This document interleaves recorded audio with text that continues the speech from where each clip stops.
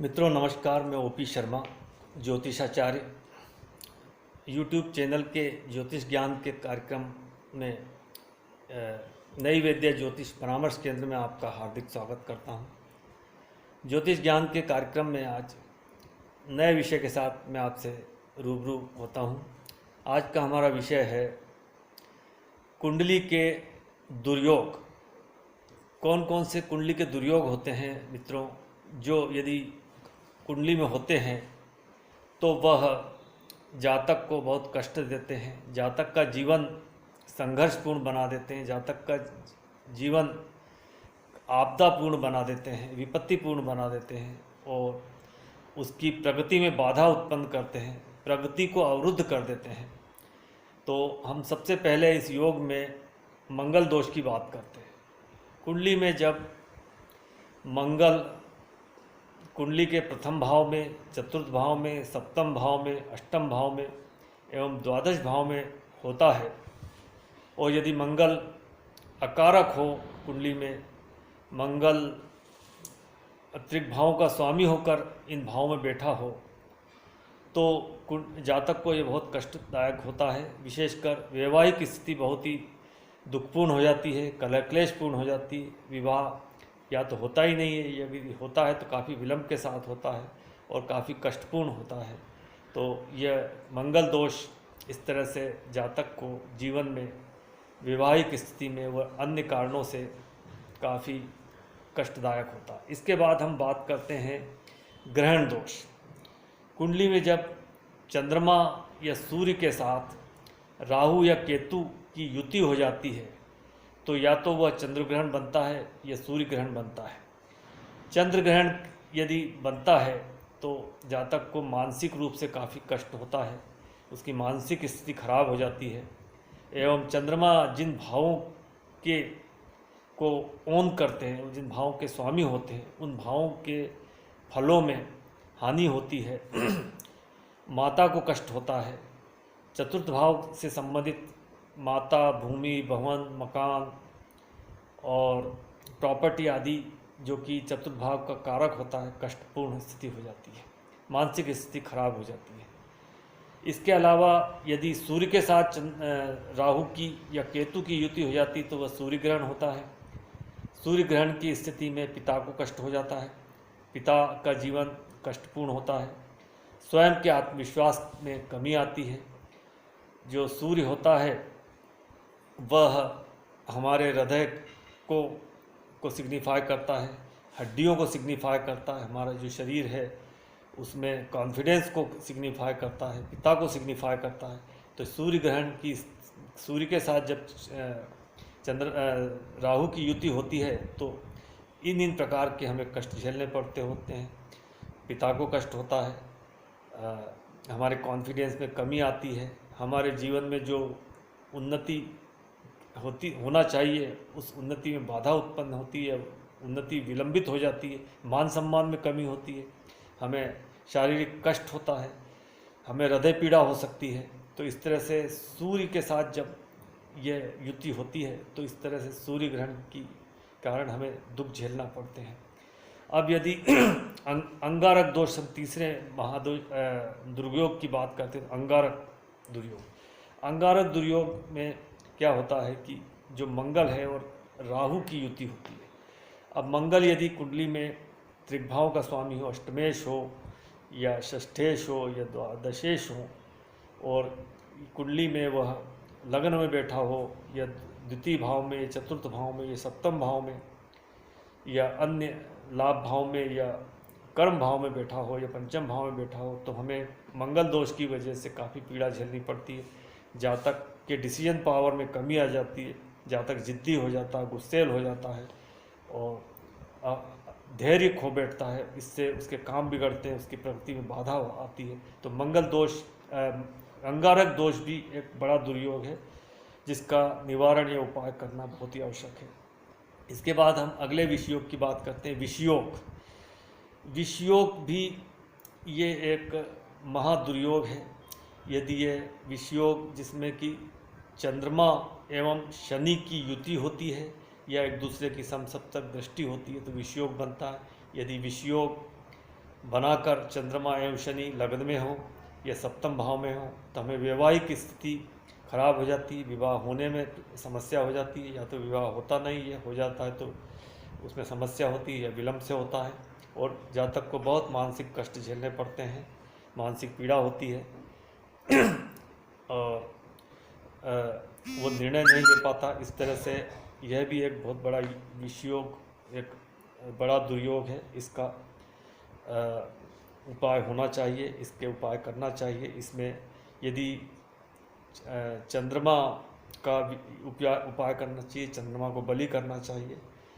यदि शनि कारक है तो चंद्रमा को बलि करना चाहिए, यदि चंद्रमा कारक है तो हमें शनि के उपाय करने चाहिए, और विषयोग से हमें मुक्ति अपने आप को दिलाना चाहिए। इसके बाद हम पितृदोष की बात करते हैं। पितृदोष में जो सूर्य, चंद्र और बुध, गुरु, शुक्र आदि के साथ जब राहु होता है, और विशेषकर वो पंचम भाव में होता है, या पंचम या नवम भाव में जब राहु होता है, या चतुर्थ भाव में शनि के साथ राहु होता है, तो ये पितृदोष होता है। पितृदोष के कारण हमें संतान से संबंधित, प्रगति से संबंधित अनेक प्रकार की बाधाएं झेलना पड़ती है, और पितृदोष काफ़ी लंबे समय तक हमें कष्टपूर्ण होता है। संतान होने में या वंश वृद्धि करने में प्रॉब्लम जाती है, या प्रोग्रेस करने में बाधा जाती है, कलह क्लेश घर में हो सकती है। तो ये पितृदोष जो है, जो कि राहु के कारण बनती है, या तो पंचम भाव में राहु हो, या नवम भाव में राहु हो, या लग्न में राहु हो, एवं जो ग्रह है सूर्य, चंद्र, बुध, गुरु, शुक्र, शनि आदि के साथ जब राहु होता है तो पितृदोष माना जाता है। तो इसके उपाय अवश्य करने चाहिए। अब हम अगले दोष की बात करते हैं, गुरु चंडाल दोष। गुरु चंडाल दोष से व्यक्ति को अपमानित होना पड़ता है, समाज में अपमान झेलना पड़ता है, मान सम्मान की समस्या हो जाती है, कलंक की स्थिति बनती है। जो मान सम्मान हमें मिलना चाहिए वह नहीं मिल पाता है, धन की समस्या हो जाती है, परिवार में समस्या हो जाती है। तो यह गुरु और राहु की युति विभिन्न भाव में जहाँ कहीं भी होती है तब गुरु चंडाल दोष हो जाता है, और गुरु इसमें कमज़ोर हो जाता है। तो हमें गुरु को बलि करना चाहिए, यह भी एक बड़ा दोष है, और इसकी उपाय हमें करना चाहिए, और इससे मुक्ति हमें अपने आप को दिलाना चाहिए।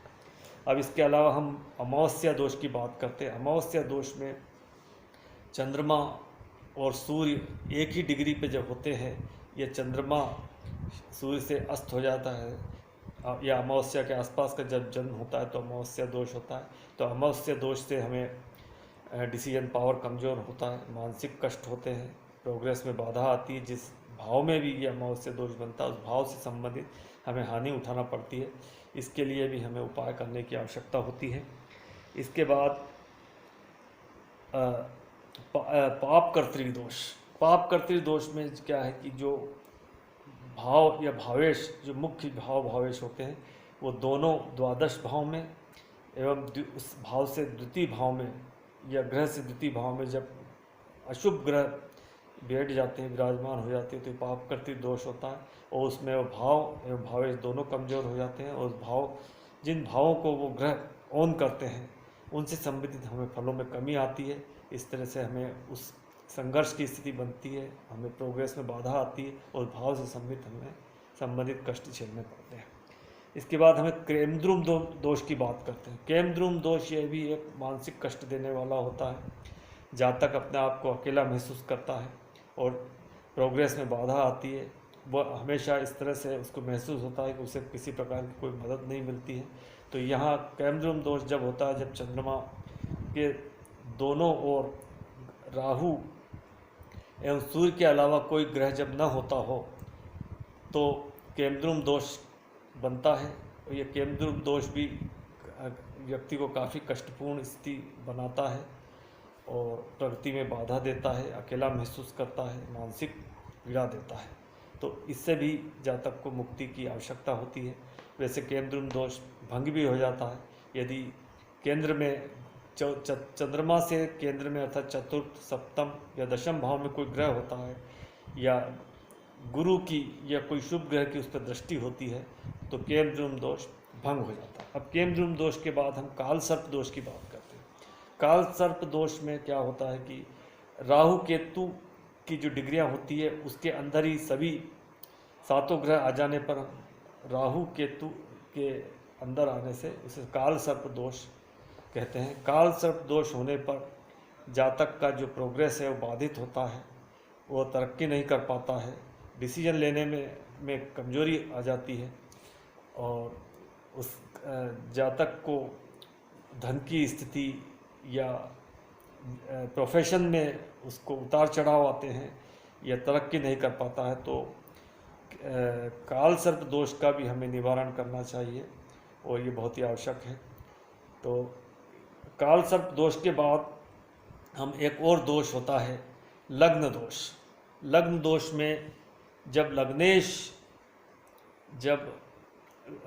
अच्छी स्थिति में ना हो, लग्नेश यदि कम डिग्री का हो, 0 से 2-3 डिग्री का या 28 डिग्री से ऊपर 30 डिग्री के बीच हो, तो वो कमज़ोर हो जाता है, तो ये लग्न दोष होता है। लग्नेश यदि पाप कर्त्री हो या लग्न पाप कर्त्री हो तो वह लग्न दोष बन जाता है। लग्नेश यदि त्रिभाव में हो तो वह लग्न दोष बन जाता है।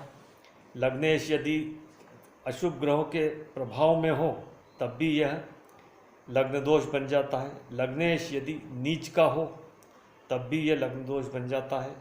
लग्नेश शनि के अलावा यदि त्रिभाव में हो तो लग्न दोष बनता है। यदि शनि लग्नेश बन के त्रिभाव में होता है तो वह लग्न दोष से मुक्त होता है। इस तरह से ये विभिन्न जो दुर्योग कुंडली के होते हैं उसके बारे में एक जानकारी देने का प्रयास किया गया। इसके अलावा भी कई दोष होते हैं शास्त्रों के अनुसार, लेकिन ये संक्षिप्त में जानकारी दी गई है। उम्मीद करता हूँ आपने पूरा वीडियो देखा। इसके लिए मैं आपको धन्यवाद देता हूँ। नमस्कार।